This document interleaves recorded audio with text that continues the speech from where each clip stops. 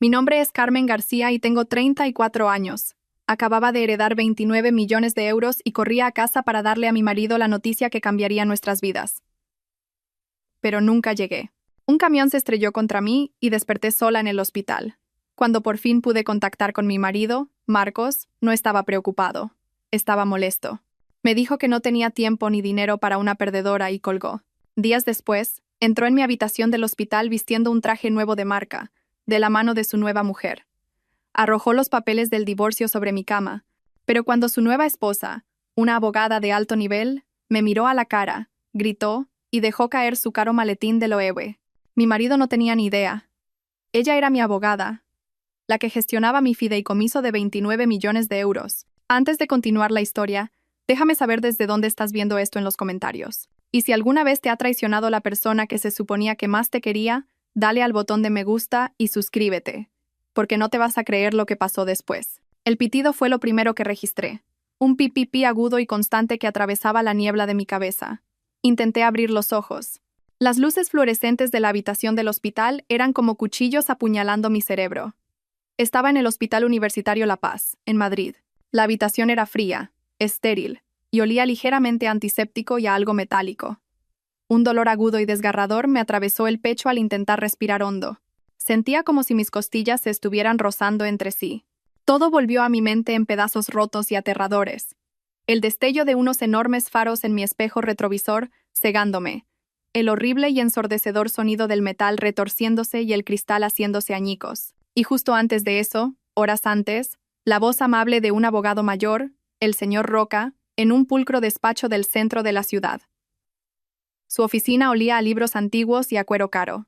Felicidades, señora García. Su tía Elvira le ha dejado todo su patrimonio. El fideicomiso está valorado en 29 millones de euros. 29 millones. Un número tan grande que parecía irreal. El dolor en mi pecho me devolvió al presente. Estaba viva. Había sobrevivido. Mi cuerpo se sentía como un peso de plomo, magullado y roto, pero estaba respirando. Busqué frenéticamente mi teléfono en la mesilla de noche. Estaba allí, en la bandeja de metal junto a un vaso de plástico con agua, pero estaba destrozado. La pantalla era una telaraña de cristales rotos, completamente negra, inútil. Busqué a tientas el botón de llamada a la enfermera, mis dedos débiles y torpes. Lo presioné una y otra vez. Mi marido, Marcos, ¿dónde está? ¿Sabe que estoy aquí? Esas fueron las primeras palabras que logré articular cuando se abrió la puerta. Entró una enfermera. Era una mujer mayor, con el uniforme de un azul desvaído. Su rostro era amable, pero marcado por el profundo agotamiento de alguien que ha visto demasiado. Su placa de identificación decía Pilar. Se movía con una eficiencia practicada, revisando el goteo intravenoso conectado a mi brazo, sus ojos mirando el monitor cardíaco. Me miró con una profunda lástima que aún no entendía. Cariño, dijo la enfermera Pilar, su voz baja y cansada. Llevas aquí 4 días. Estuviste en coma. La cosa estuvo muy reñida durante un tiempo. ¿4 días? Mi voz era un graznido seco. Mi garganta parecía papel de lija. ¿Dónde está Marcos? Mi marido, Marcos Aguilar. Debe de estar muerto de preocupación. ¿Ha llamado? ¿Está en la sala de espera? Estaba desesperada, aferrándome a la idea de que él corriera por el pasillo. La enfermera Pilar suspiró. El tipo de suspiro que te prepara para malas noticias. Evitó mi mirada por una fracción de segundo, lo suficiente para que se me encogiera el estómago. No ha venido ningún hombre llamado Marcos a visitarte, cariño. Ni una llamada, ni un mensaje dejado en recepción. Teníamos tu nombre como Carmen García y pusimos a Marcos Aguilar como tu contacto de emergencia. Lo llamamos varias veces. Nadie contestó. No, eso es imposible, susurré, negando con la cabeza, lo que envió una nueva ola de dolor a través de mi cráneo. Él debe de estar fuera de la ciudad. Su startup. Viaja por su startup. Estaba poniendo excusas. Lo sabía. Pero la alternativa era demasiado horrible para aceptarla. Sabía que Marcos, mi marido de 36 años, podía ser egoísta. Sabía que estaba amargado por sus fracasos, que resentía mi trabajo estable y mal pagado en la ONG mientras sus sueños se desmoronaban. Pero esto no, el abandono no. Tenía que ser un error. ¿Tengo que llamarlo?, insistí, tratando de incorporarme sobre mis codos, pero el dolor era cegador. Tengo que hacerle saber que estoy bien. Mi mente iba a toda velocidad, todavía creyendo que todo era un terrible, terrible malentendido. Pensé en los 29 millones de euros. Se sentiría tan aliviado. Este dinero resolvería todos nuestros problemas. Lo haría feliz de nuevo. Vendría a por mí. Tenía que hacerlo. Mi mano temblaba tanto que apenas podía sostener el pesado auricular de plástico del teléfono del hospital que la enfermera Pilar me entregó. Marqué el número de Marcos, mis dedos resbalaron 2 veces en el teclado. Sonó una vez, 2. Al tercer tono, descolgó. Pero no fue su voz lo primero que oí. Fue el sonido de su vida. Música alta, el tintineo de copas y la carcajada aguda de una mujer de fondo. Estaba en una fiesta. ¿Qué? Ladró al teléfono, su voz cortante y molesta, como si yo fuera una teleoperadora interrumpiendo su cena. Marcos, susurré. Mi voz se quebró y se me escapó el primer sollozo. Marcos, soy yo. ¿Dónde estás? Pude oírle bufar con impaciencia. Carmen, ¿qué pasa? Estoy ocupado. Estoy en medio de una reunión con socios importantes. Ya sabes, el trato del que te hablé. ¿Qué quieres? Estoy en el hospital, lloré, las lágrimas fluyendo libremente ahora, calientes y punzantes contra mi piel magullada. Tuve un accidente. Estoy en La Paz. Hubo una pausa. La música de fondo no se detuvo. Su voz, cuando volvió, era fría como el hielo. No preocupada, no asustada, simplemente molesta. ¿El hospital? ¿En serio? ¿Qué has hecho ahora? ¿Has destrozado el coche? Dios, Carmen, siempre igual. No jadeé, el dolor en mi pecho se intensificó. Marcos, por favor, tienes que venir. Un camión. Me ha atropellado. Tengo las costillas rotas. Dijeron que estuve en coma 4 días. La música de repente se hizo más baja, como si se hubiera alejado del ruido, no por privacidad, sino para que se le oyera más claramente. Sus siguientes palabras no fueron gritadas, fueron pronunciadas con un desprecio bajo y escalofriante, que me cortó más profundo que cualquier hueso roto. Escucha, Carmen dijo, con la voz plana. Estoy harto de ti, estoy tan harto de tus dramas. Siempre eres una víctima. Eres una carga. Estoy tratando de construir algo aquí, algo real, y tú solo sigues arrastrándome hacia abajo. ¿Qué? ¿De qué estás hablando? Susurré, confundida. No tengo tiempo, espetó, y no tengo dinero para andar corriendo detrás de una perdedora. ¿Me entiendes?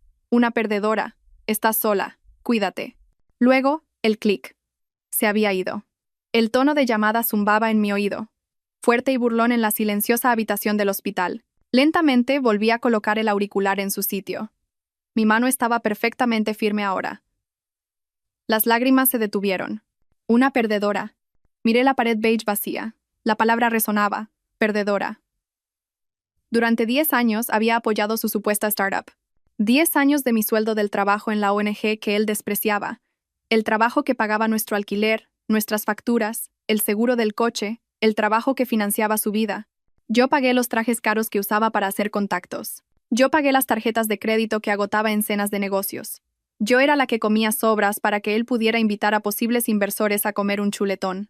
Durante una década, había sido su roca, su apoyo, la persona que le decía que era brillante cuando el mundo le decía que estaba fracasando. Y ahora, tumbada en una cama de hospital, rota y sola, yo era la perdedora. La traición era tan absoluta, tan pura, que se sentía como algo físico. Era una piedra fría y dura que se asentaba en mi estómago, más pesada y dolorosa que cualquier herida del accidente. No solo me había abandonado, me había despreciado todo el tiempo.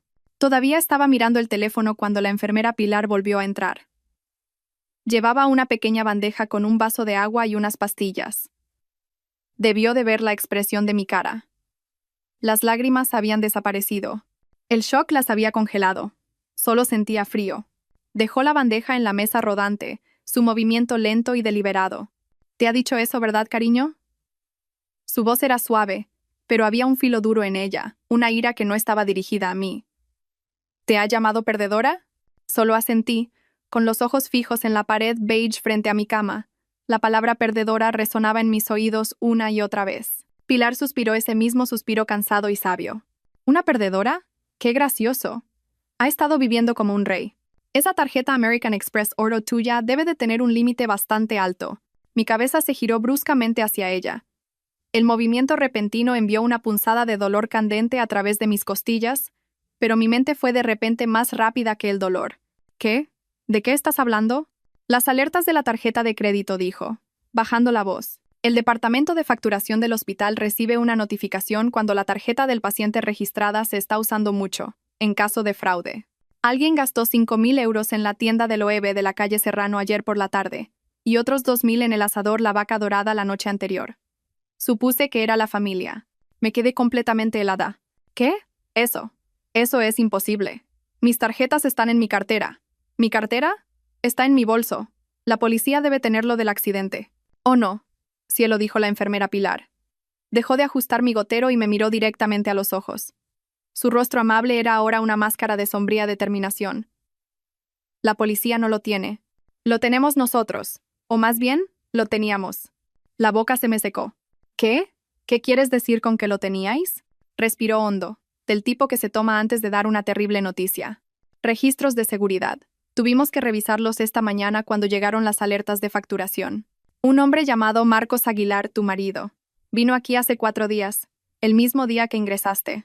Mi corazón martilleaba contra mis costillas rotas. Estuvo aquí, pero dijiste que nadie había venido a visitarme.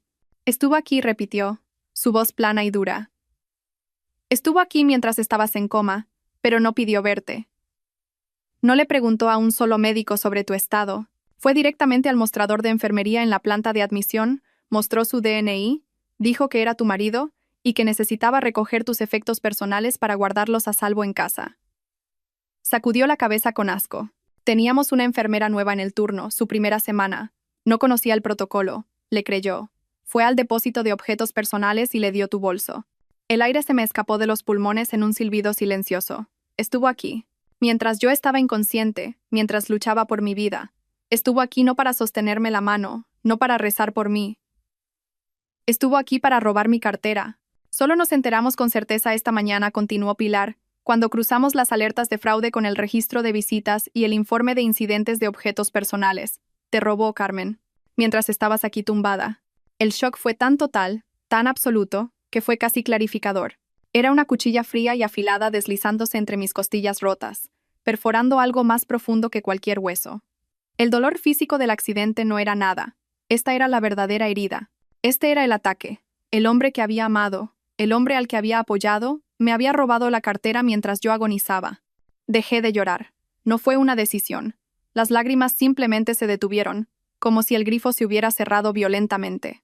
El dolor punzante en mis costillas, el dolor en mi cráneo, la rigidez dolorosa en mi cuello, todo se desvaneció, se silenció, fue reemplazado por un vacío profundo, agudo y terriblemente claro.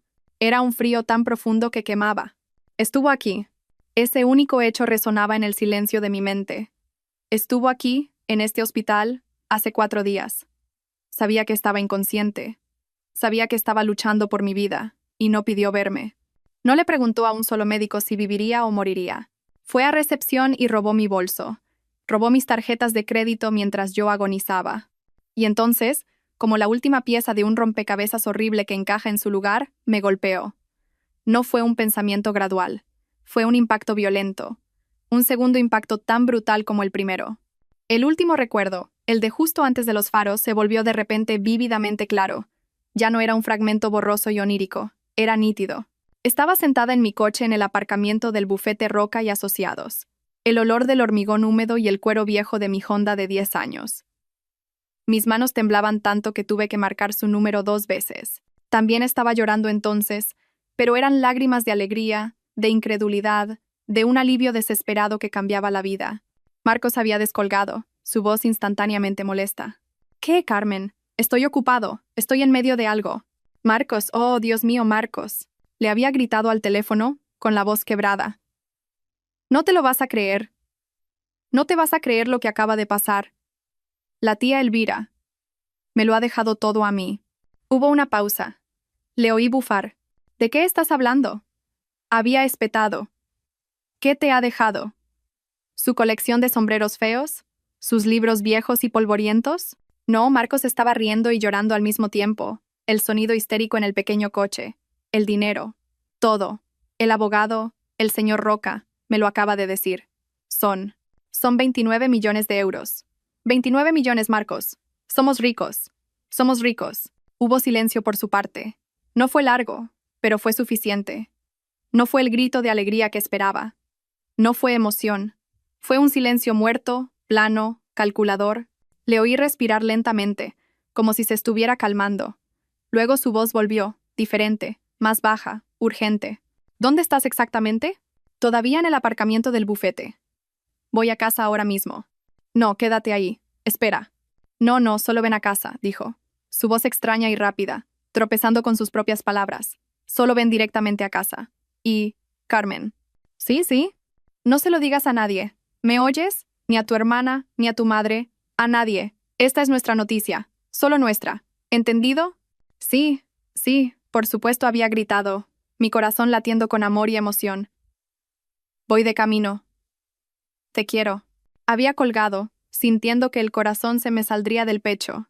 Había puesto el coche en marcha, embriagada con la fantasía de decirle que por fin podríamos pagar todas sus deudas, que su startup podría ser real, que nuestras vidas por fin, estaban empezando.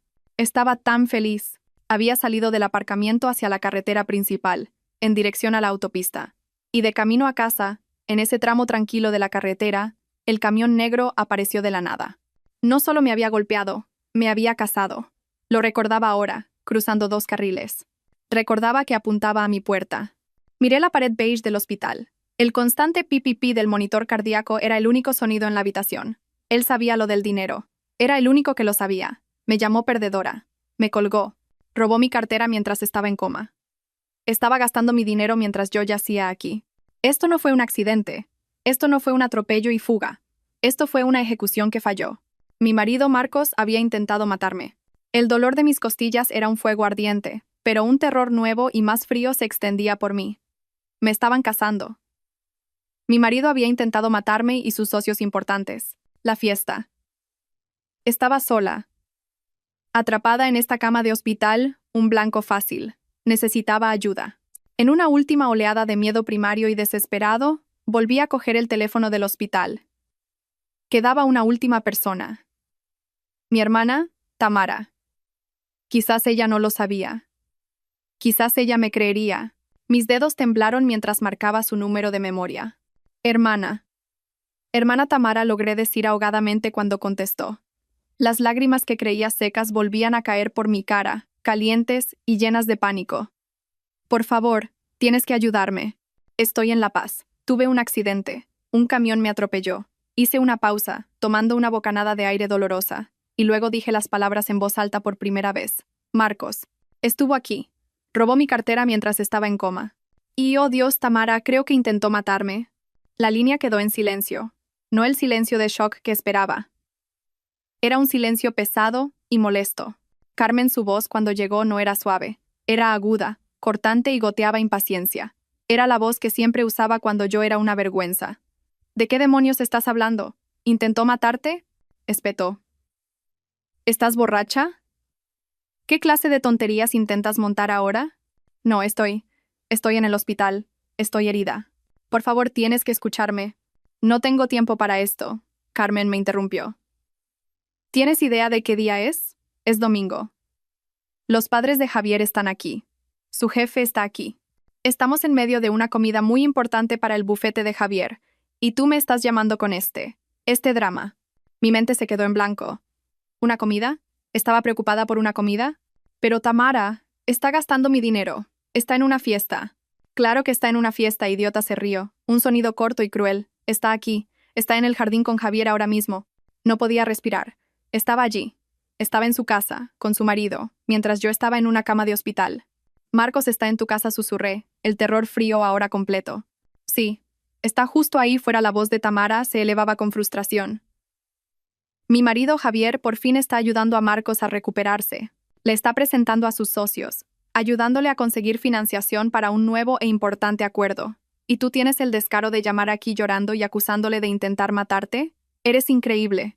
Eres igual que siempre, celosa y dramática. ¿Celosa? Estaba atónita. Sí, celosa. Estás celosa de que me casé con un hombre de éxito, escupió. Estás celosa de que Javier esté dispuesto a ayudar a tu marido fracasado cuando tú no pudiste. Tenías que llamar e intentar arruinarlo, ¿verdad? ¿Estás intentando hacerme quedar mal delante de la familia de Javier? Tamara, no supliqué. Me robó. Él. No quiero oír ni una palabra más, Carmen. Me estás avergonzando. Estás avergonzando a esta familia. Recupérate. Coge un Uber y vete a casa. Y no vuelvas a llamar a esta casa. La línea se cortó. Me había colgado. Me quedé sentada, con el teléfono zumbando en mi mano, el sonido del tono de llamada gritando en mi oído.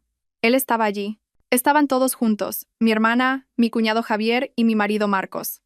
Estaban en una comida, riendo, haciendo tratos mientras gastaban mi dinero. Después de intentar matarme, lentamente, volví a colocar el teléfono en su sitio. La comprensión fue absoluta. No tenía familia, o estaban todos compinchados, o, peor aún, simplemente no les importaba.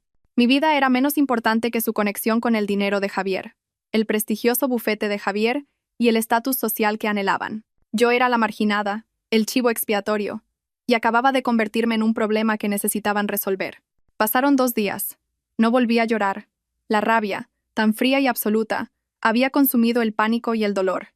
Mis costillas rotas eran solo un dolor sordo, un ruido de fondo para la nueva y aguda claridad de mi mente. Ya no era una víctima en un accidente. Era una superviviente de un ataque, e iba a luchar. Pasé esos 2 días al teléfono del hospital, no con la familia, sino con las únicas personas que importaban. El bufete de abogados Roca y Asociados. Hablé con el propio señor Roca. Le conté todo: el accidente, el momento, la llamada de mi marido, la traición de mi hermana y la cartera robada. Su respuesta no fue emocional. Fue inmediata y táctica. Confirmó lo que sospechaba. El fideicomiso de 29 millones de euros era inexpugnable. Mi firma, y solo mi firma, era necesaria para cualquier transferencia. Marcos no podía tocar ni un céntimo. Y ese, explicó el señor Roca, era precisamente el problema. Conmigo viva y en buen estado, Marcos no obtenía nada. Pero si me declaraban mentalmente incompetente después de un trágico accidente, o si moría, como mi marido, podría solicitar al tribunal tomar el control de mi patrimonio. Por eso me necesitaba indefensa o muerta. Señora García, la voz del señor Roca era firme a través de la línea telefónica. Está en peligro. No hable con nadie. Ni con su marido ni con su hermana. Nos estamos encargando de esto.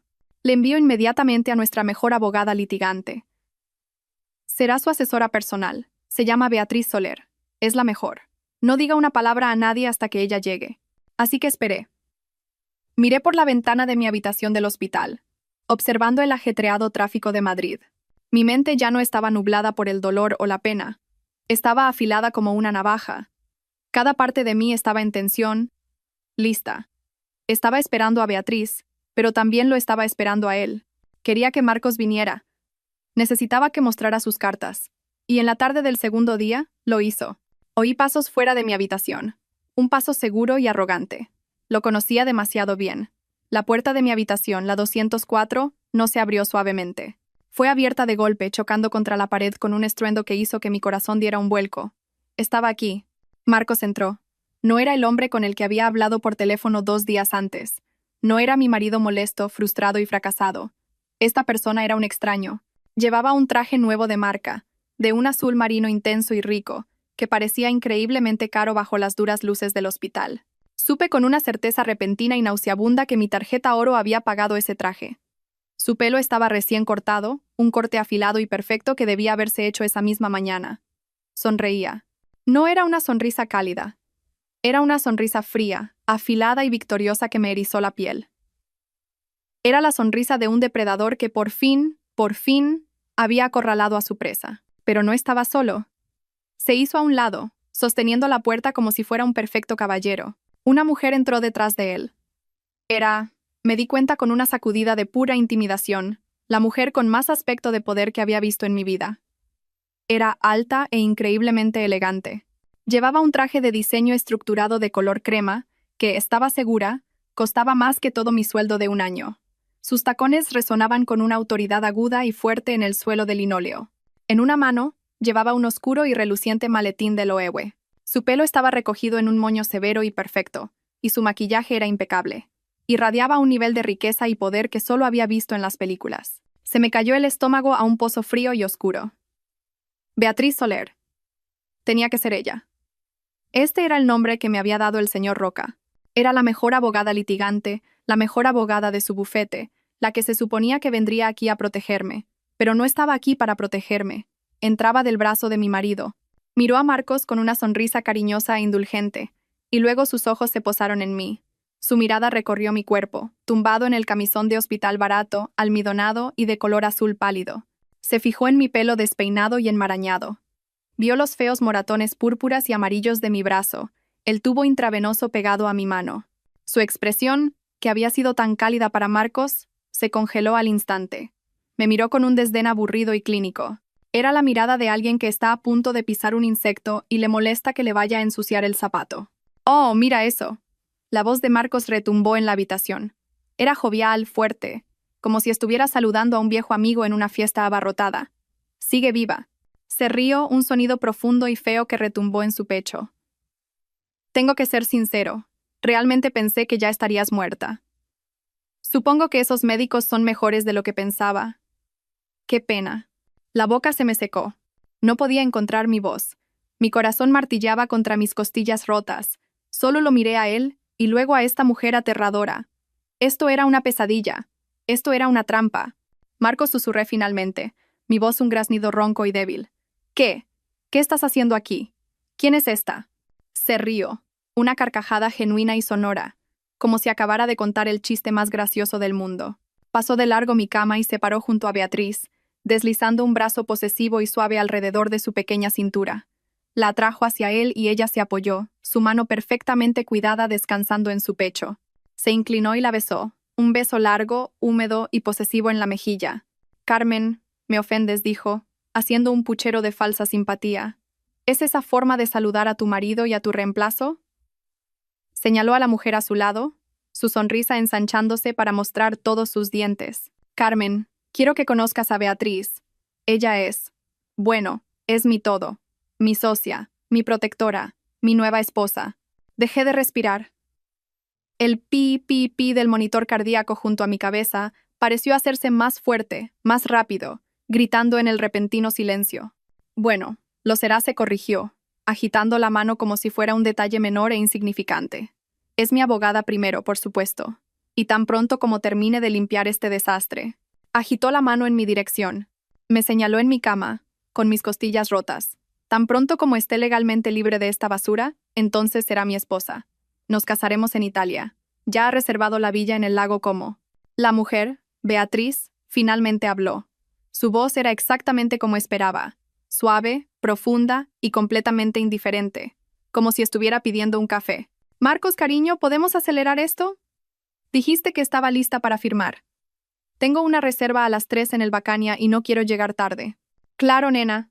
Lo que sea por ti». Marcos le sonrió, sus ojos llenos de adoración. Luego se volvió hacia mí y todo su rostro cambió. La máscara feliz y triunfante se desvaneció. Sus ojos se volvieron planos, muertos y fríos. Metió la mano en el bolsillo interior de su chaqueta de traje nueva, la que yo pagué, y sacó un grueso fajo de papeles legales doblados. Caminó hacia el lado de mi cama. Se paró sobre mí, sosteniendo los papeles. «Ha sido un verdadero problema, Carmen. Una verdadera decepción», siseó, su voz baja y venenosa. Y luego arrojó los papeles. No me los entregó. Los arrojó con fuerza. Aterrizaron en mi manta, el borde afilado del papel de tamaño legal golpeando mi pecho magullado, enviando una sacudida de dolor que me hizo jadear. «Fírmalo», ordenó. Miré hacia abajo. La página superior decía: «Demanda de disolución de matrimonio. Papeles de divorcio». «No entiendo», tartamudeé, mis ojos saltando hacia Beatriz. «El señor Roca, del bufete, dijo que usted venía a ayudarme». Beatriz se rió de verdad. No fue un sonido agradable. Fue un ladrido corto, agudo y burlón. «¿Ayudarte, cariño? Mírate. Ni siquiera puedes ayudarte a ti misma. ¿Por qué demonios iba a ayudarte?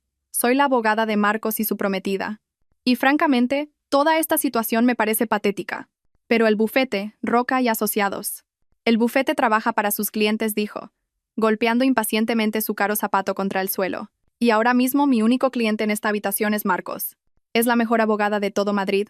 Carmen, se jactó Marcos, inclinándose cerca. Pude oler su colonia cara, la que le había comprado por su último cumpleaños. ¿Y sabes lo que va a hacer por mí? Va a demostrarle al tribunal lo que llevo años diciendo: que eres inestable, que estás loca. Se golpeó el dedo contra la sien. Y ahora, después de este terrible accidente, hizo comillas en el aire con los dedos. «Bueno, estás claramente incapacitada mentalmente. Estás traumatizada. No se puede confiar en ti para gestionar una gran suma de dinero, ¿verdad?» La sangre se me heló. El plan. Este era el plan. «No te saldrás con la tuya», susurré. Pero las palabras no tenían fuerza ni poder. ¿Salirme con la mía? Marcos se rió de nuevo. «Ya lo he hecho. Beatriz ya ha presentado la demanda. Tiene informes médicos. Tiene testimonios. ¿Testimonios de quién? De tu hermana, por supuesto, dijo. Como si fuera lo más obvio del mundo. Tamara estuvo más que feliz de firmar una declaración jurada, diciendo que ha sido inestable y celosa durante años. Tu madre también. Ambas están muy preocupadas por tu estado mental. Están de acuerdo en que yo debería ser el que gestione tu golpe de suerte. Se inclinó más cerca, su voz bajando a un susurro para que Beatriz no pudiera oír. ¿De verdad creías que podías ocultarme 29 millones de euros? Estúpida, estúpida mujer. ¿Pensabas que podías simplemente dejarme fuera? Tú.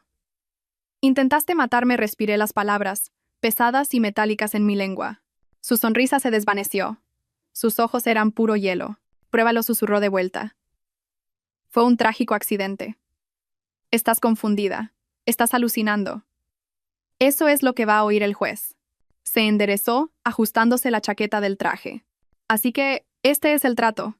Firmas los papeles. Me cedes el poder notarial. Aceptas que no estás bien y que yo gestionaré tus finanzas. A cambio, cuidaré de ti. Me aseguraré de que tengas una bonita habitación en un centro estatal, uno tranquilo, donde no puedas hacerte daño. Cogió uno de los papeles y un bolígrafo, tendiéndomelos. Oh, no firmas. Y Beatriz aquí te pintará como tan violentamente loca que el tribunal te quitará todo de todos modos. Y entonces, bueno, ¿quién sabe qué les pasa a las personas locas que no tienen a nadie? Simplemente desaparecen. Me estaba dando a elegir, una muerte en vida o una muerte real. Beatriz suspiró con impaciencia. Marcos, basta. Solo consigue su firma. Si se niega, procederemos con la audiencia de incapacidad el lunes. Ya he presentado la moción de urgencia. Marcos me fulminó con la mirada, su paciencia agotada. Firma los papeles, Carmen. Sé lista por una vez en tu patética vida. Eres una perdedora. No tienes nada. Ni familia, ni amigos, ni dinero. Yo lo tengo todo. Tengo el dinero. Tengo el poder. Y tengo a la mujer. Señaló a Beatriz. Es una mejora en todos los sentidos posibles. Arrojó el bolígrafo sobre mi manta. Tienes 1 hora para firmar antes de que vuelva. Y si no lo haces, te prometo que desearás que ese camión hubiera terminado el trabajo. Se dio la vuelta, volvió a poner el brazo alrededor de la cintura de Beatriz y salieron de la habitación, sus risas resonando por el pasillo. Estaba paralizada. Miré a la mujer, Beatriz. Este era el nombre que el señor Roca me había dado. Beatriz Soler, la mejor litigante, la mejor, el tiburón que se suponía que debía entrar y salvarme. Y aquí estaba ella, no solo con Marcos, sino con él, de su brazo, su nueva esposa. Mi cerebro no podía conectar las dos realidades. ¿Era esto una trampa? ¿Marcos la había comprado de alguna manera? ¿O le había mentido tan completamente que ella no tenía ni idea? La mujer que estaba frente a mí, mirándome con tanto aburrimiento y desprecio, no podía ser mi salvadora. Era mi verdugo. Beatriz suspiró, un sonido largo e impaciente que era puro teatro. Golpeó su impecable uña de color rojo sangre en la esfera de su reloj Cartier de oro. Firma los papeles, cariño, le dijo a Marcos, con la voz aburrida. Ni siquiera me miró. Yo era solo un trámite administrativo que tenía que resolver. Tengo una reunión a las 3 con un cliente importante. No puedo llegar tarde. Claro, nena, lo que sea por ti, dijo Marcos, besando su sien como un cachorro devoto. Se volvió hacia mí, su rostro endureciéndose al instante. Has oído a la dama. Firma los papeles. Le estás haciendo perder el tiempo. Beatriz, todavía ignorándome, le quitó el fajo de papeles de la mano. Sacó un delgado bolígrafo de oro de su maletín e hizo clic. Déjame marcar las líneas de firma. Te sorprendería lo estúpida que puede ser la gente. Se quitó sus elegantes gafas de ojo de gato, también de Cartier, y las dejó colgar de una cadena de oro.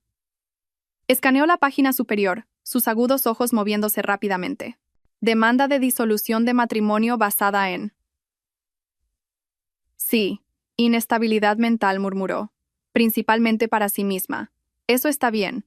Y la presentación secundaria. Petición de urgencia para la tutela y poder notarial médico. Perfecto. Pasó a la última página. Todo lo que tiene que hacer es firmar aquí. Señaló la línea con el bolígrafo. Y el poder notarial, justo aquí. Levantó la vista, molesta. ¿Dónde está su historial? Necesito verificar la ortografía del nombre para el notario. Marcos, tratando de ser útil, señaló con el dedo la pulsera de plástico en mi muñeca. Está ahí mismo, en su brazo. Mira, se la pusieron cuando entró. Beatriz se inclinó. Era la primera vez que realmente me miraba en lugar de simplemente mirar a través de mí. Sus ojos se entrecerraron, enfocándose en la pequeña banda blanca en mi muñeca. Leyó el nombre impreso en letras de imprenta negras. Carmen García. La vi parpadear, solo un parpadeo rápido y agudo. Luego sus ojos se desviaron hacia el historial blanco que colgaba a los pies de mi cama. Su mirada se movió del nombre Carmen García a la línea justo debajo. Número de seguridad social. Beatriz no se movió. Simplemente se detuvo.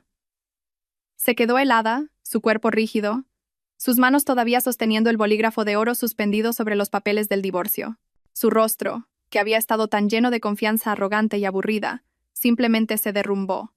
El color se drenó de sus mejillas, dejando su maquillaje impecable como una máscara en un cadáver. Sus ojos, anchos y sin parpadear, estaban fijos en el historial. Sus labios se separaron, pero no salió ningún sonido. Marcos, que había estado admirando su reflejo en la oscura ventana del hospital, finalmente notó el silencio. Beatriz dijo, su voz todavía alegre. «Cariño, ¿qué pasa? ¿Has encontrado un error?» Ella no respondió. Beatriz sonaba molesto ahora. Se acercó más y le tocó el brazo. «Oye, ¿qué pasa?»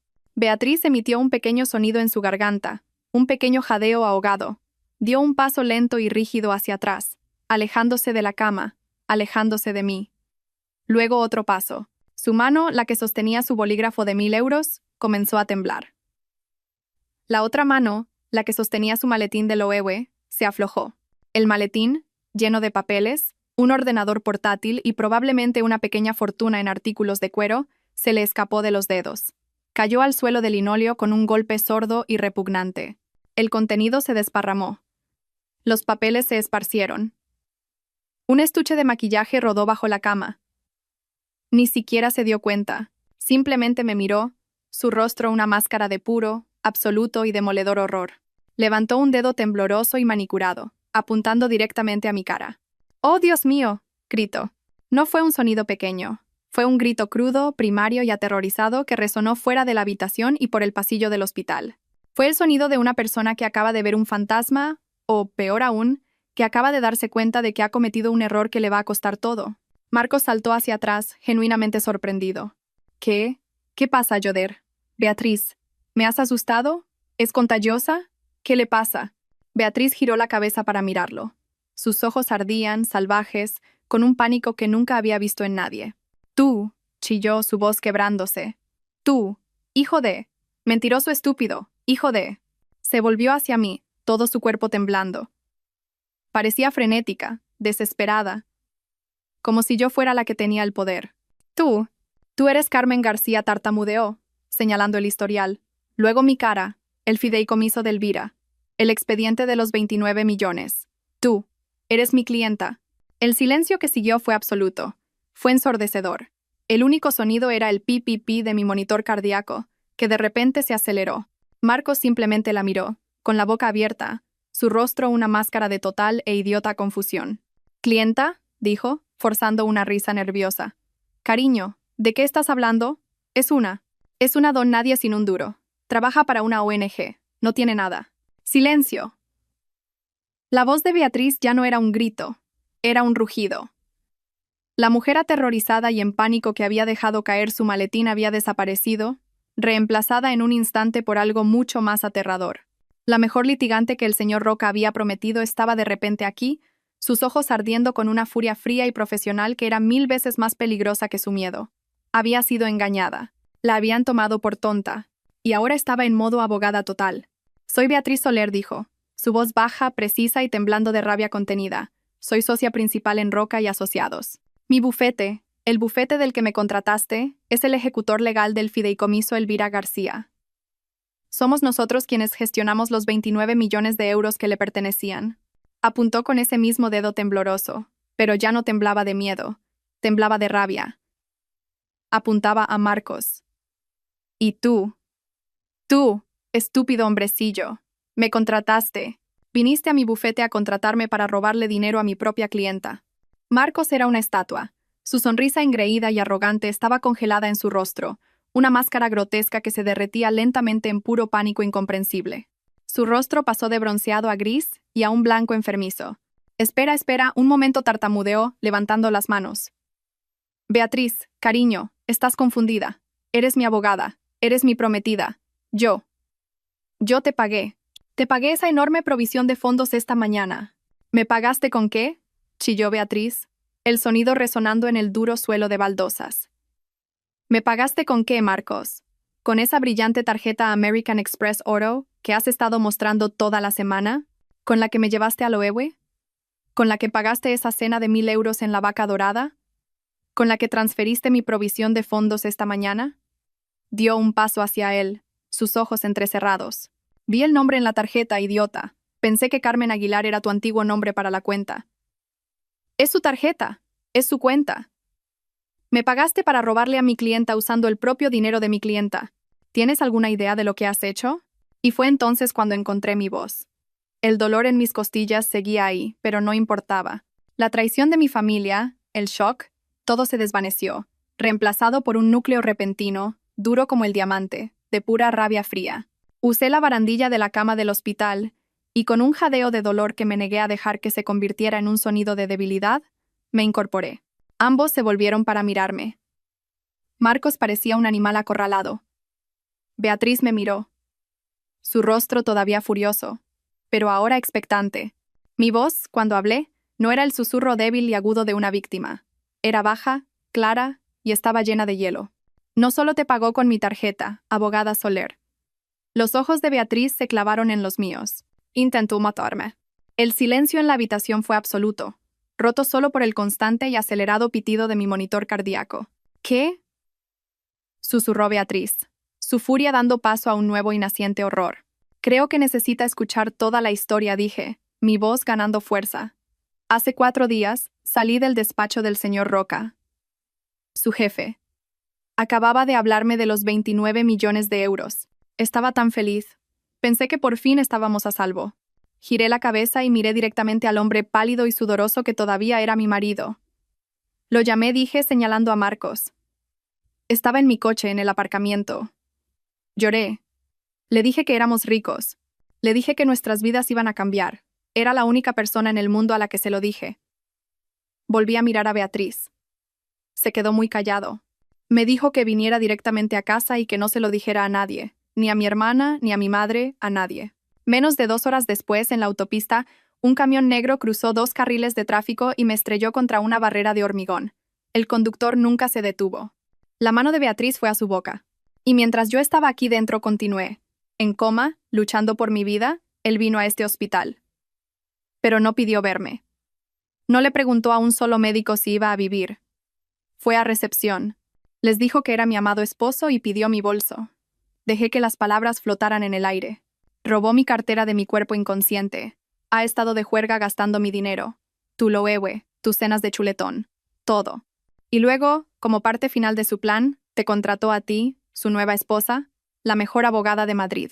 Contrató a mi propia abogada para que me declararan mentalmente incompetente y así poder terminar el trabajo que empezó en la autopista. Beatriz dio un paso atrás. No fue un paso pequeño y vacilante. Fue un gran y violento bandazo, como si la hubieran empujado físicamente. Todo su cuerpo retrocedió de mi cama. Sus ojos se clavaron en mi rostro con una expresión de puro e inalterado horror. La sangre se drenó de su rostro, dejando su piel oscura con un aspecto ceniciento. Su cara a base de maquillaje de alta gama de repente parecía una grotesca máscara cerosa. Podía ver su mente trabajando, los engranajes chirriando detrás de sus ojos anchos y aterrorizados. Podía ver el momento exacto en que toda la horrible imagen se ensambló en su cabeza. Esto no era solo un caso de un prometido infiel. Esto no era solo un divorcio simple, aunque desordenado. Ella, Beatriz Soler, socia principal, la mente legal más aguda de Madrid, había sido estafada. Había sido utilizada como un peón en un elaborado y vicioso plan. Acababa de estar aquí, en esta habitación de hospital, y había amenazado a su propia clienta. En nombre de Marcos, había presentado una petición fraudulenta en el tribunal para declarar a su propia clienta mentalmente incompetente. Había aceptado una provisión de fondos, una enorme, que fue pagada con dinero robado, el dinero robado de su clienta. Esto no era solo negligencia profesional. Esto era inhabilitación. Esto era conspiración criminal. Esto era cómplice de fraude. ¿Y Dios? Tal vez incluso cómplice de intento de asesinato. Toda su vida, su carrera impecable, su sociedad duramente ganada, su boda en el lago Como, su maletín de Loewe ahora destripado en el suelo. Todo se estaba convirtiendo en humo justo delante de ella. Su miedo, tan crudo y palpable por un segundo, se agrió al instante. Se endureció, se afiló, se cristalizó en algo más. Se convirtió en la furia justa, candente y autoprotectora de un depredador acorralado. Ya no era la prometida de Marcos. Era un tiburón que acababa de darse cuenta de que estaba enredado en una red e iba a abrirse paso a mordiscos, e iba a destruir lo que se interpusiera en su camino. Su cabeza se giró lentamente para mirar a Marcos. Marcos, que seguía allí de pie, su rostro una imagen perfecta de estúpida y pánica confusión. Todavía estaba tratando de procesar la línea de su clienta. Cuando Beatriz habló, su voz no era un grito. Era peor. Era un siseo bajo, gutural y venenoso. Un sonido tan lleno de odio que parecía enfriar el aire de la habitación. Tú, susurró, su voz temblando con una rabia tan profunda que era casi silenciosa. Me dijiste que tu esposa te había dejado. Marcos se estremeció. Beatriz, cariño, puedo explicarlo. Ella. Me dijiste que te había abandonado. La voz de Beatriz subía ahora ganando poder. Me dijiste que se había fugado con otro hombre. Me dijiste que estaba desaparecida. Se acercó a él y él instintivamente retrocedió. Me dijiste que estaba vaciando vuestras cuentas conjuntas. Continuó, su voz un latigazo en la habitación. Me dijiste que era vengativa, que era inestable, que tenía un historial de delirios paranoicos. Me juraste que era mentalmente inestable. Estaba gritando las últimas palabras. Me suplicaste que te ayudara. Dijiste que necesitabas proteger tus activos de tu esposa loca y desaparecida. Te sentaste en mi despacho. Me cogiste la mano y lloraste. Lloraste. Gusano patético y mentiroso. Me utilizaste. No, no, cariño. Ella es. Marcos estaba en pleno pánico. Miró desde el rostro furioso y contorsionado de Beatriz hacia mí, sentada en la cama, observando. No vio aliados. No vio escapatoria. Vio el final de todo su plan. Su traje nuevo, su mujer nueva, su vida nueva. Todo se había ido. Estaba atrapado. Y como cualquier animal atrapado, se volvió vicioso. «Está mintiendo», rugió, su rostro poniéndose de un rojo intenso y manchado. «Es ella. Es ella la que lo hace. Está tergiversando todo. Se está aliando conmigo. Está tratando de atraparme». Estaba desesperado. No le quedaba encanto, ni salida lógica. Todo su futuro estaba sentado en esa cama, un testigo vivo, que respiraba y hablaba de sus crímenes. Le quedaba un último movimiento primario. Silenciar al testigo. «Tú te callas», bramó, con los ojos desorbitados. Se abalanzó. No se abalanzó sobre Beatriz, se abalanzó sobre mí. Sus manos estaban extendidas como garras, apuntando a mi garganta. Cruzó los escasos metros que nos separaban en un instante. Su cuerpo, una masa de violencia cruda y desesperada. Ni siquiera tuve tiempo de gritar, pero Beatriz sí. «¡Seguridad!», chilló, su voz una alarma penetrante. La puerta de mi habitación no solo se abrió, explotó hacia adentro, golpeando la pared con tanta fuerza que el marco tembló. No era solo la enfermera Pilar.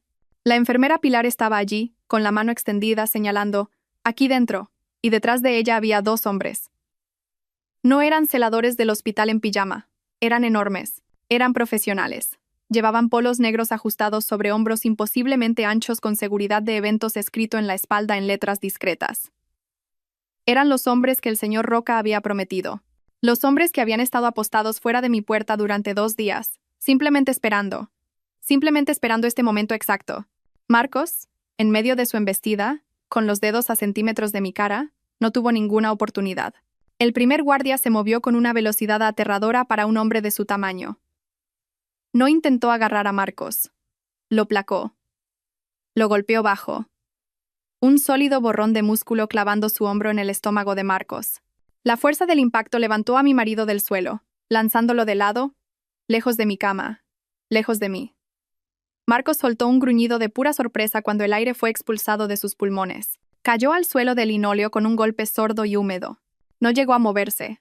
El segundo guardia se le echó encima al instante, su rodilla inmovilizando los hombros de Marcos contra el suelo, sus manos retorciendo expertamente el brazo de Marcos detrás de su espalda.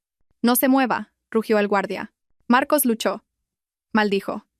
Gritaba, se retorcía, su caro traje de marca rasgándose por la costura del hombro, pero era inútil. Era como un niño luchando contra 2 osos grizzly. Estaba inmovilizado. Su rostro, retorcido en una máscara de pura rabia impotente, estaba presionado contra el sucio suelo del hospital.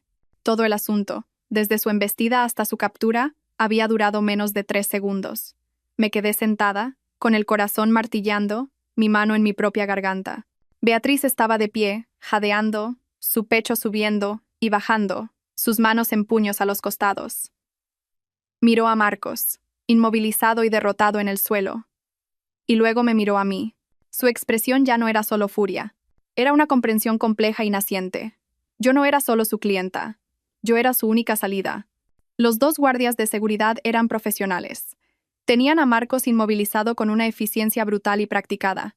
Sus brazos estaban torcidos detrás de su espalda, la chaqueta de su caro traje arrugada alrededor de sus hombros, su cara presionada con fuerza contra el barato suelo de linóleo beige. El hombre que había entrado como un rey, todo arrogancia y poder, era ahora solo un animal patético y retorcido, gruñendo y maldiciendo en el polvo. «Soltadme», gritó, su voz ahogada por el suelo. Intentó retorcerse, pero la rodilla del guardia estaba plantada firmemente en el centro de su espalda. «Quitaos de encima. No podéis hacer esto. Está mintiendo. Está loca. Soy su marido». Lo miré. Lo miré de verdad por primera vez, no como el hombre que amaba o el hombre que temía, sino como una cosa atrapada y desesperada. La frialdad en mi pecho era tan completa que era casi pacífica. Ya no dije. Mi voz era tranquila, pero cortó sus gritos como una navaja. Todos en la habitación se detuvieron y me miraron. Marcos se quedó quieto.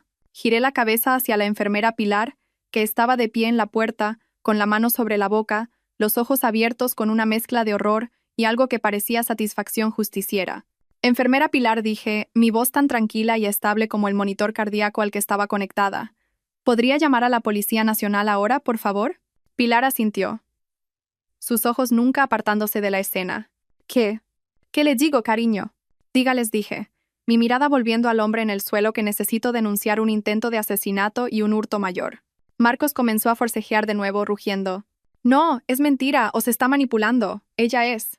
Y fraude. La voz de Beatriz cortó el aire, más fuerte y afilada que ninguna de las demás. Ya no jadeaba. Estaba paseando. Tenía su teléfono móvil presionado contra su oreja con una mano y gesticulaba salvajemente con la otra. Ya no era solo una abogada. Era una general al mando de un ejército. Estaba hablando con alguien por teléfono, pero gritando para que todos en la habitación la oyeran. «Sí, David. Estoy en el Hospital La Paz ahora mismo, habitación 204. Quiero una congelación total de todos los activos vinculados a Marcos Aguilar. No, no me importa. Tengo pruebas de que ha estado cometiendo fraude electrónico contra el bufete durante las últimas 48 horas. Dejó de pasear y se giró hacia Marcos, que se había congelado de nuevo, con la cabeza torcida para mirarla con puro y tonto shock. «¿Crees que eres listo?», le escupió, con los ojos llenos de fuego. «Eres un criminal común. Estúpido, estúpido. Tengo los registros del servidor. Tengo las grabaciones de las llamadas. Intentó acceder al fideicomiso Elvira esta mañana. Llamó a nuestra división de gestión de patrimonio haciéndose pasar por mí, tratando de autorizar una transferencia. Usó una nota de voz de la SRA. García, que debió haber grabado, intentando hacerla pasar por su consentimiento verbal. Intentó suplantar la identidad de su propia esposa. Mi clienta. Volvió al teléfono. Y consigue a los forenses. Quiero un rastreo de esa transferencia de provisión de fondos. Me pagó con fondos robados. Usó la tarjeta American Express de la SRA. García. Sí, la tarjeta de la clienta. Me pagó a mí, su propia abogada, con su propio dinero robado para presentar una demanda de incapacidad fraudulenta contra ella. Está acabado. Vamos a enterrarlo bajo la cárcel. Cerró su teléfono de golpe. Se había acabado. Marcos lo sabía. Podía verlo en sus ojos. Dejó de forcejear. Su cuerpo se aflojó. Simplemente se quedó allí, con la cara presionada contra el suelo. Ya no era él, dijo. Ella dijo. No era solo mi palabra contra la suya. Su brillante plan: contratarme, usar mis tarjetas, intentar acceder al fideicomiso, había creado una montaña de pruebas digitales, financieras y de audio. La mejor abogada de Madrid, a la que había contratado para que fuera su arma, acababa de convertirse en su verdugo. Ella sabía exactamente dónde estaba enterrado cada uno de sus cadáveres, porque él había sido el tonto que la había llevado a las tumbas. Simplemente se quedó allí, derrotado. Uno de los guardias lo levantó, con las manos esposadas a la espalda con una brida. La mano del guardia estaba firmemente sujeta a la parte posterior de su cuello. El traje azul marino de marca de Marcos estaba rasgado en el hombro y cubierto de polvo del suelo. Su pelo perfecto estaba revuelto. Su cara estaba manchada y roja. Era solo un hombre pequeño y patético. La enfermera Pilar apareció de nuevo en la puerta, con el rostro sombrío. La policía está en camino. Envían a un detective. Estarán aquí en 5 minutos. Beatriz asintió. Todo negocios. Cogió su teléfono y empezó a marcar de nuevo. Ya un paso por delante. David, consígueme una línea con la fiscalía. La sección de delitos económicos. Sí, espero. Los guardias empujaron a Marcos contra la pared. No se resistió. Solo miraba al suelo, respirando con dificultad. Había perdido. Lo había perdido todo. El dinero, la mujer, su libertad. Y se lo había hecho todo a sí mismo. Justo cuando la enfermera Pilar terminó de hablar, 2 policías uniformados aparecieron en la puerta, con expresiones sombrías. Los guardias de seguridad se retiraron inmediatamente, entregando a Marcos a la policía, quienes lo levantaron de la pared y comenzaron a esposarle las manos a la espalda con esposas de metal, reemplazando la brida. El clic metálico de las esposas al cerrarse fue el sonido más fuerte de la habitación. Marcos había estado flácido, derrotado, pero el toque frío y duro del acero pareció devolverlo a la vida. Una última y desesperada oleada de rabia narcisista inundó su sistema. Sabía que estaba acabado, pero no iba a caer solo. Iba a provocar un último incendio. De repente se puso rígido. Su rostro, que había estado pálido y derrotado, se tornó de un rojo intenso y manchado. Sus ojos, salvajes y llenos de odio, se desviaron más allá de los policías, más allá de los guardias, más allá de Beatriz, y se clavaron en mí. «¡No ganarás!», gritó, su voz quebrándose con puro e inalterado odio. Se abalanzó hacia adelante de nuevo, incluso con las manos esposadas, obligando a los oficiales a forcejear con él. «No ganarás, zorra», prácticamente escupía, con el rostro contorsionado. «Te crees muy lista, ¿eh? ¿Crees que lo has descubierto todo? ¿Crees que hice esto solo?» Beatriz y yo nos congelamos. Todas las personas en la habitación se quedaron quietas. Miré a Beatriz, sus ojos, agudos y analíticos, se encontraron con los míos. ¿Solo? ¿Qué? ¿Qué has dicho?, pregunté, mi voz apenas un susurro. Marcos me oyó y se rió. No fue la risa segura y encantadora que solía conocer. Fue un sonido agudo, histérico y roto. Fue la risa de un hombre que no tenía nada que perder y quería arrastrar al mundo entero con él. «¿Eres tan estúpida?», Carmen graznó mientras los oficiales comenzaban a arrastrarlo hacia la puerta. «¿Crees que esto me detiene? ¿Crees que esto se ha acabado? Yo solo soy el principio». Torció la cabeza, luchando contra el agarre del oficial, sus ojos todavía fijos en mí. «No conseguirás ni un céntimo, ni uno. Se lo voy a decir a Tamara. Se lo voy a decir a Javier. Ellos lo saben todo». La sangre se me heló. Tamara, mi hermana, Javier, su marido. «No dejarán que te salgas con la tuya», gritaba Marcos ahora, su voz resonando por el pasillo mientras lo sacaban de la habitación. «Tu cuñado pijo, tu precioso y poderoso Javier. Tiene contactos que ni te imaginas, estúpida. Me sacará por la mañana. Se encargará de mí. Te enterrará. Terminará el trabajo. Nunca ganarás». El oficial de policía finalmente lo empujó fuera de la vista. Sus gritos se hicieron más débiles por el pasillo, pero la amenaza permaneció flotando en el aire estéril de mi habitación de hospital como una nube tóxica. Miré a Beatriz. Su rostro estaba pálido. El fuego triunfante en sus ojos había desaparecido, reemplazado por una nueva comprensión fría y calculadora. Esto no había terminado. Esto ya no se trataba solo de Marcos. Él era solo un peón.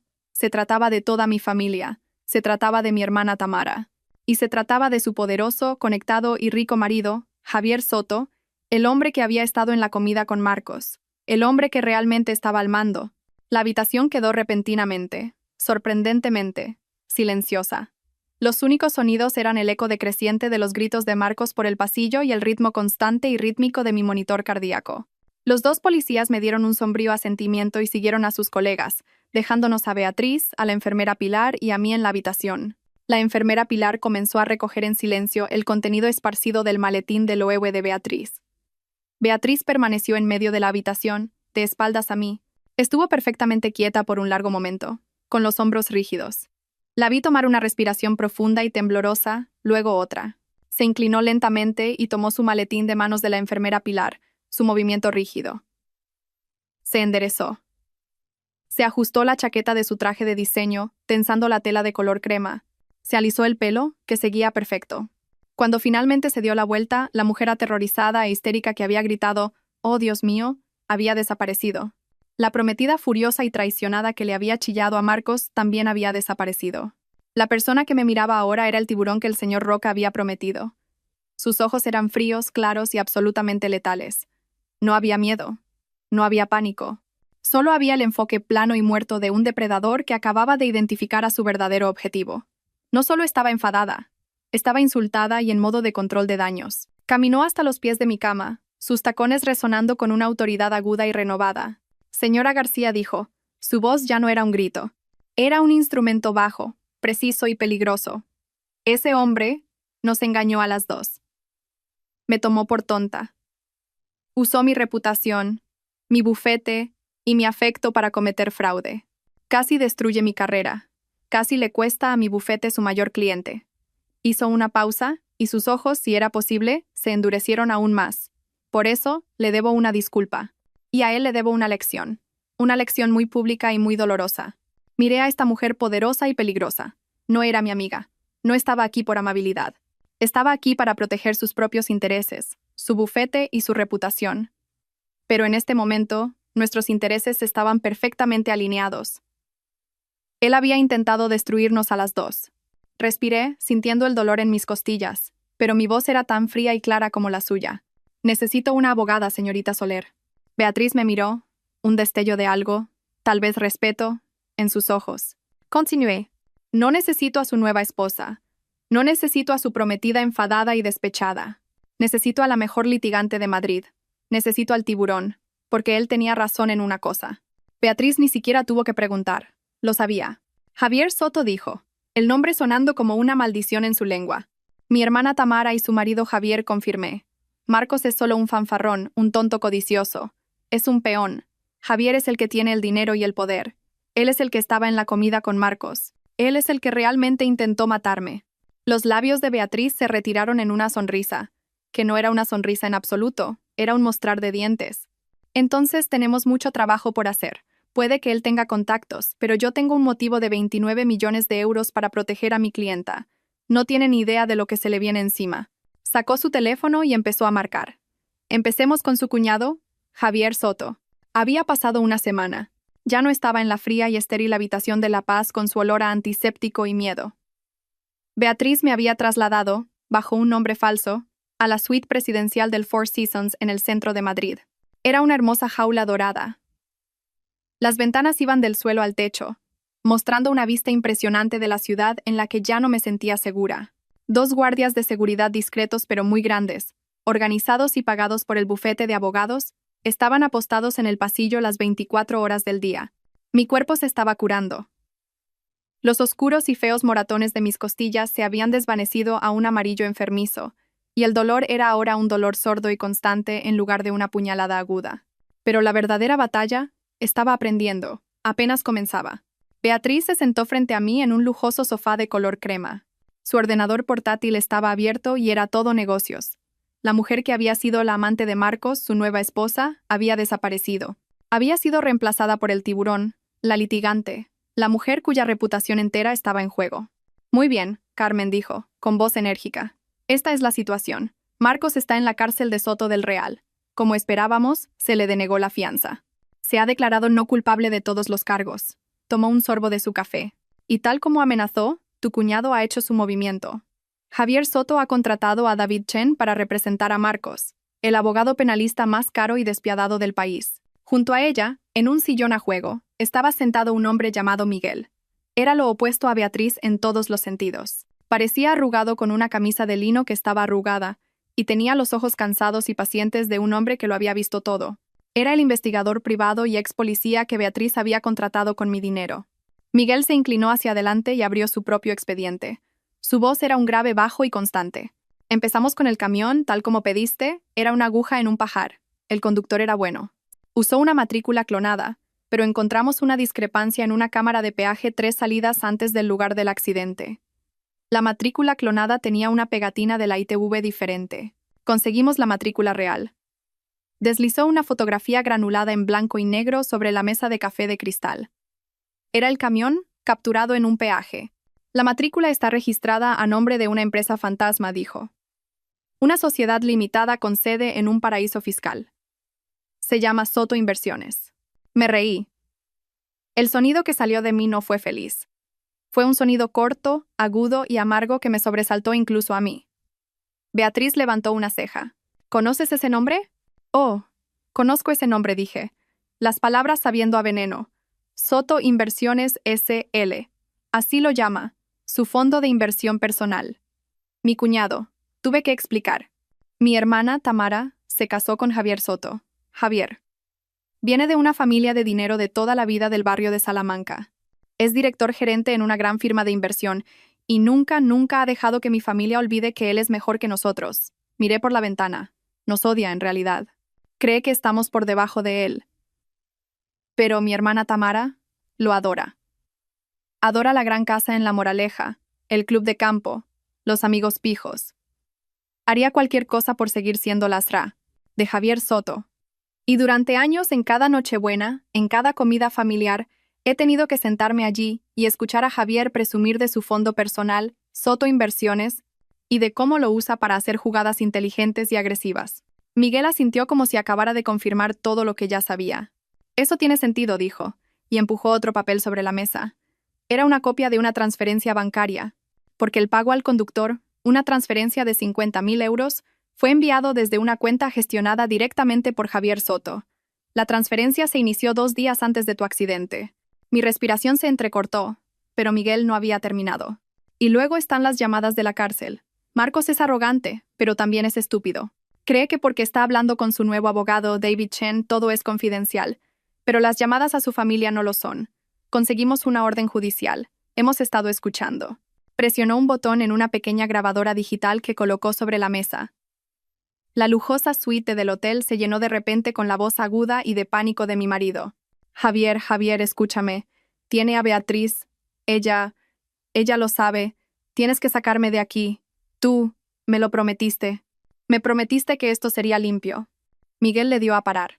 Luego, reproducir de nuevo. Una llamada diferente. Esta era a mi hermana. Tamara, tienes que obligarle. Dile a tu marido que más le vale no abandonarme aquí. Dile lo que te dije. Si yo caigo, vosotros dos caéis conmigo. ¿Me oyes? Dile que se encargue de eso, yo me encargaré de él. Miguel pulsó el botón de parar. El silencio en la habitación era absoluto. Ya no era una teoría, era un hecho. Todos ellos, habían intentado matarme. Beatriz levantó una mano silenciando a Miguel. Su expresión era sombría. El intento de asesinato fue el plan A, Carmen. Fue chapucero. Fue brutal. Francamente, fue todo Marcos. Pero el plan B es mucho más inteligente. Es más insidioso y es todo Javier. Deslizó otro documento más grueso sobre la mesa de cristal. Este estaba sellado por el Juzgado de Familia de Madrid. No solo intentaron matarte, dijo Beatriz, con la voz plana. Tienen un plan de respaldo para cuando sobrevivieras. Desde esta mañana, Javier y Tamara Soto han presentado una petición de urgencia para tu tutela. La miré fijamente. ¿Tutela? ¿Como lo que le hicieron a Britney Spears? Exactamente, dijo Beatriz, con los ojos duros. Alegan que estás mentalmente inestable y psicológicamente traumatizada como resultado de tu trágico accidente. Afirman que eres paranoica, delirante y completamente incapaz de gestionar tus propios asuntos. Específicamente, incapaz de gestionar un patrimonio de 29 millones de euros. Me reí, un sonido áspero y seco. Nadie se creerá eso, es una locura. Lo harán, dijo Beatriz en voz baja. Lo harán porque tienen un testigo clave. Alguien que está dispuesto a jurar bajo juramento que siempre ha sido así. Alguien a quien el tribunal verá como una fuente amorosa, preocupada y completamente creíble. Un pavor frío, peor que cualquier cosa que hubiera sentido antes, comenzó a subir por mi espalda. ¿Quién? Beatriz me miró directamente a los ojos. ¿Tu madre? Dejé de respirar. ¿Mi madre? No. Ella. Ella no lo haría. Beatriz pasó una página y la deslizó. Era una declaración jurada, firmada por mi madre, Patricia García. Beatriz comenzó a leer de su propia copia, su voz desprovista de emoción. Atestigua que siempre has sido la inestable, que has sufrido delirios de grandeza y persecución desde la infancia, que albergabas una intensa y patológica envidia hacia el éxito de tu hermana Tamara, y que, En su amorosa opinión maternal, eres un peligro para ti misma, y esta repentina e inmerecida riqueza solo alimentará tu trágico declive mental. No me moví, solo miré la firma en la página. Mi madre. La mujer que se suponía que debía protegerme, la que siempre favoreció a Tamara, la que siempre me llamó demasiado sensible, la que siempre se puso del lado de Marcos, todo este tiempo. Mi marido, mi hermana, mi cuñado y mi madre. Todos ellos. Cada una de las personas en las que se suponía que debía poder confiar en el mundo, todos habían conspirado, primero para matarme, y luego, cuando eso falló, para encerrarme, declararme legalmente loca para poder robar mi dinero. Cerré los ojos. Sentí el dolor sordo en mis costillas. Sentí el espacio frío y vacío en la suite del hotel. Luego los abrí. La pena se había ido.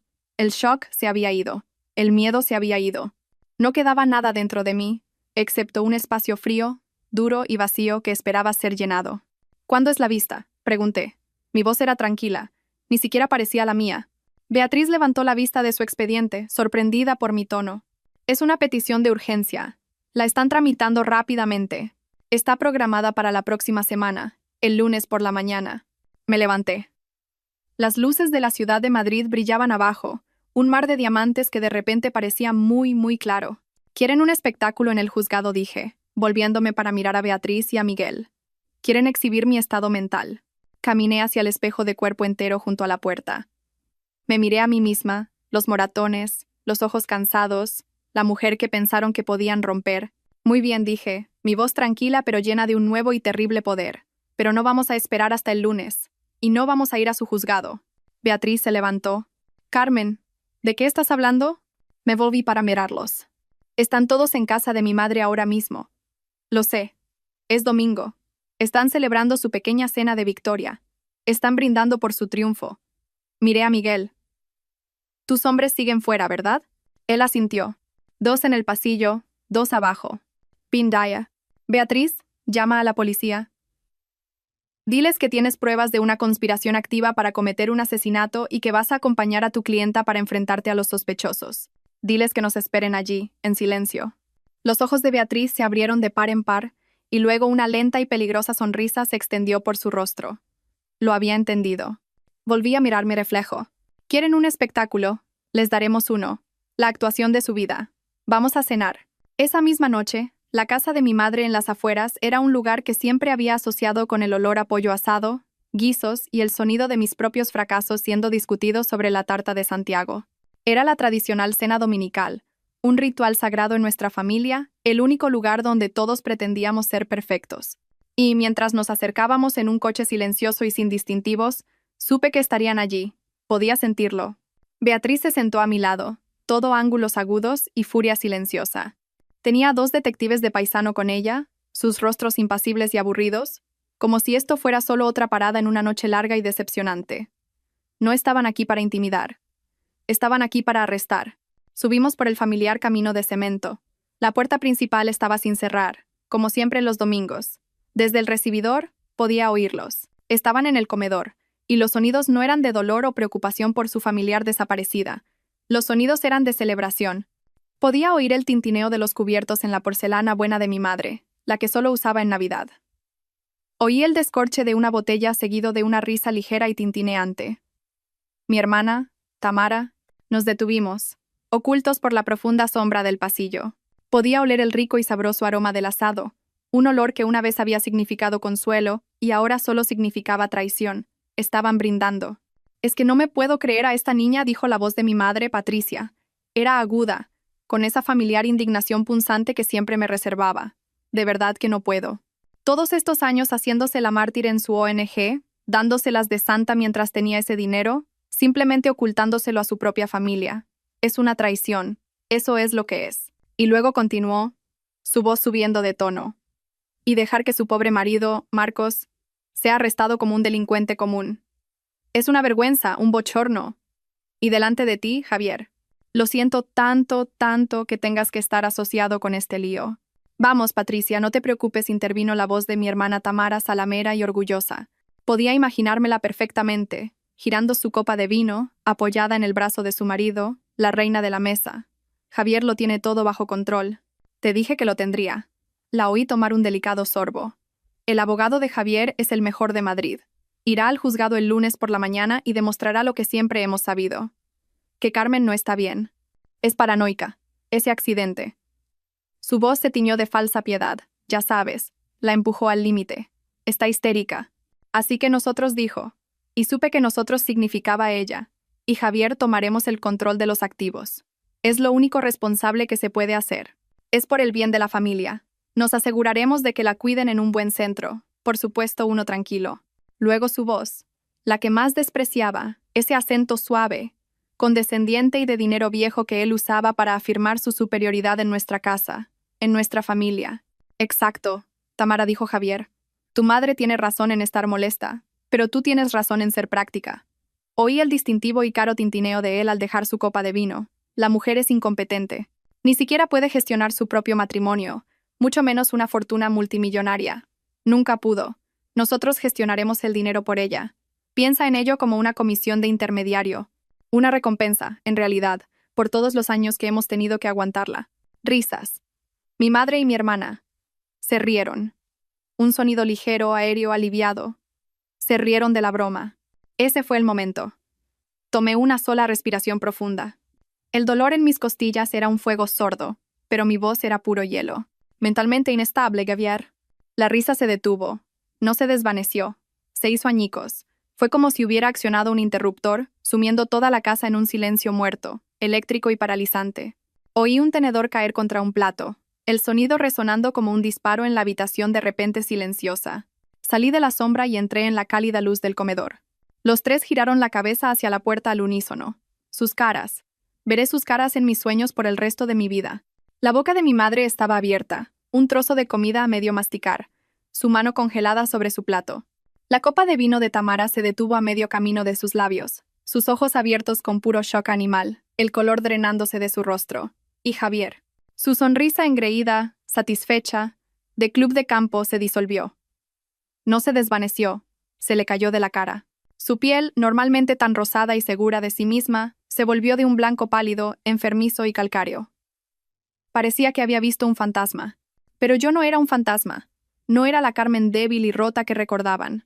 No era el chivo expiatorio con jerseys holgados del que podían burlarse y descartar. Había pasado 2 horas en el hotel preparándome. Llevaba un traje pantalón rojo intenso, afilado como una navaja. Un traje de poder.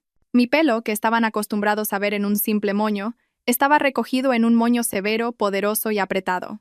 El peinado mostraba lo único que quería que vieran, la tenue cicatriz plateada en forma de media luna en mi sien, el recibo del accidente que él había pagado. No era la víctima, era la justicia, y no había venido sola. Beatriz se colocó a mi lado, una sombra oscura y elegante con un traje gris carbón. Sus tacones resonaron 1, 2 veces en el suelo de madera. No llevaba su maletín como un accesorio, lo sostenía como una bomba. Detrás de nosotras, llenando la puerta, estaban los 2 detectives. Eran grandes, impasibles, y sus trajes de paisano no hacían nada para ocultar el peso de las placas y el equipo que llevaban en sus cinturones. No miraron la comida. No miraron la porcelana fina. No miraron a mi madre ni a mi hermana. Miraron directamente a Javier. Mi madre, Patricia, fue la primera en encontrar su voz. Su shock se convirtió instantáneamente en su estado predeterminado, la ira. «¡Carmen!», chilló, golpeando la mano en la mesa del comedor, haciendo que la porcelana buena vibrara. «¿Qué haces aquí? No eres bienvenida en esta casa». «Fuera». Di otro paso hacia la habitación, mis ojos fríos. «He venido a recuperar lo que es mío, mamá, y a ver el acto final de vuestra actuación». «Basta ya», ladró Javier. Se levantó de su silla de un salto, su servilleta cayendo al suelo. Intentó sacar pecho, recuperar el control que acababa de perder. Su cara estaba manchada y roja. «Estás invadiendo una propiedad privada. Te ordeno que abandones esta propiedad ahora mismo antes de que llame a la policía». «Oh, no hace falta que los llames», dijo Beatriz, dando un paso adelante. Abrió su maletín con un clic fuerte y agudo. «Ya están aquí». Como si fuera una señal, los 2 detectives salieron del pasillo, pasando a nuestro lado para situarse en el centro de la habitación. No dijeron nada, simplemente se quedaron allí. Su presencia absorbió todo el aire de la habitación. La cara de Javier, que había estado roja de bravuconería, se tornó de un blanco calcáreo y enfermizo. Tamara soltó un pequeño gemido aterrorizado y se encogió en su silla. ¿Qué es esto?», tartamudeó mirándome. Carmen, ¿qué has hecho? ¿Estás loca? Me reí. El sonido fue frío. ¿Que si estoy loca? Repetí, dando un paso hacia ella. ¿Estoy loca, Tamara? ¿O es una locura conspirar con tu marido? ¿Es una locura usar su empresa, Soto Inversiones, para contratar un camión y sacar a tu propia hermana de la carretera? Eso es mentira, chilló Tamara, pero su voz era débil y llena de pánico. ¿Lo es? Dijo Beatriz. Sacó un documento de su maletín y lo golpeó sobre la mesa del comedor, justo encima del pollo asado. Javier Soto queda detenido por intento de asesinato en primer grado y fraude financiero. Un detective se adelantó y le puso las manos de Javier a la espalda. Tiene derecho a guardar silencio. Tamara Soto, continuó Beatriz, golpeando un segundo documento. Queda detenida por conspiración para cometer asesinato y fraude financiero. Tenemos sus mensajes de texto a Marcos Aguilar. Mi favorito dijo, leyendo desde su teléfono, es el que dice: date prisa y acábalo ya. Mamá ya ha aceptado testificar que Carmen es inestable. El segundo detective se acercó a Tamara, levantándola de su silla por el brazo. No, rugió de repente Javier, su bravuconería desaparecida, reemplazada por un puro y llorón pánico. Intentó zafarse. Fue ella. Fue todo ella. Ella me dijo que lo hiciera. Ella me presionó. Dijo que Carmen se lo merecía. Cobarde, gritó Tamara, toda su compostura desaparecida, reemplazada por la rabia salvaje de una rata acorralada. Me dijiste que era seguro. Me has arruinado. Se volvió hacia mí, con los ojos llenos de veneno. Tú has hecho esto. Lo has destruido todo. Desagradecida. La policía los esposó a ambos y comenzó a sacarlos de la habitación. Su cena dominical había terminado. Los vi irse. Luego me volví hacia la única persona que quedaba en la mesa, mi madre. Estaba sentada allí atónita, con el rostro flácido, los ojos vacíos. Caminé lentamente hasta ella, hasta que estuve de pie sobre ella. Siempre dijiste que yo era la fracasada. Mamá, dije, mi voz tranquila. Siempre dijiste que era la decepción. Ella solo me miró fijamente. Tu niño de oro, Marcos, intentó matarme. Tu niña de oro, Tamara, le ayudó. Y tú eras la testigo estrella. Señalé su plato. Todo esto, toda tu lealtad, todo solo para impresionar a un hombre que ni siquiera te respeta. Me incliné más cerca. Disfruta de tu cena. Y luego me di la vuelta y me fui. 6 meses después, me senté en la primera fila de un juzgado. Olía a café rancio y a madera vieja. Ya no era la mujer en la cama del hospital, ni el fantasma con el traje pantalón rojo. Era solo una testigo. Marcos fue el primero en ser sentenciado. Las pruebas que Beatriz y los detectives encontraron fueron abrumadoras. El fraude electrónico, los registros del servidor del bufete de abogados, los extractos bancarios de mi tarjeta robada y su propio ataque idiota y de pánico contra mí en el hospital. Fue declarado culpable de intento de asesinato en primer grado, conspiración para cometer fraude y hurto mayor. El juez no fue amable. Lo llamó un parásito y una mancha para su propia comunidad.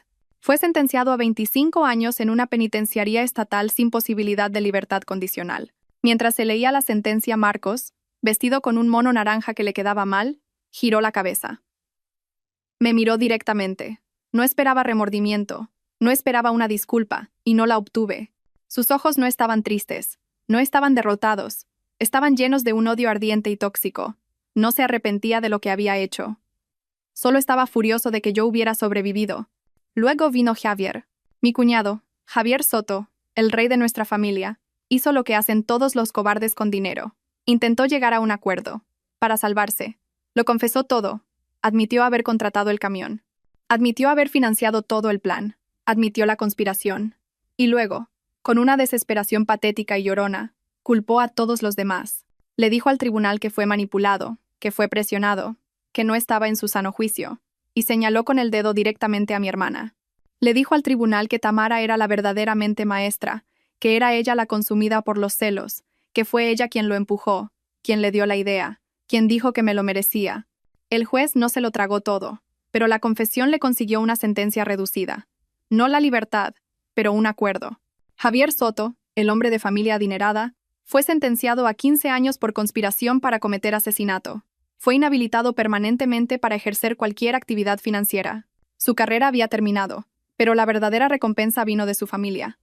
Su rica familia del barrio de Salamanca, que había estado sentada en la sala del tribunal con cara de horror, No esperó a la apelación.